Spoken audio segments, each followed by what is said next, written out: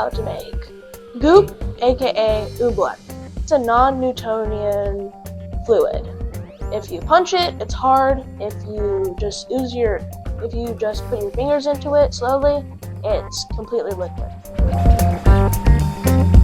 The kids are learning the science behind the slime that they're playing with. The materials that they use are cornstarch, water, and food coloring, also flour.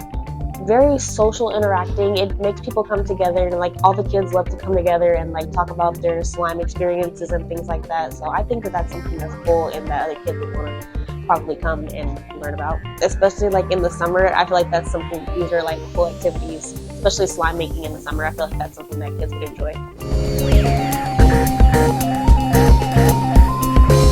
It's not like regular slime where you can stretch it. It's either a liquid or a solid.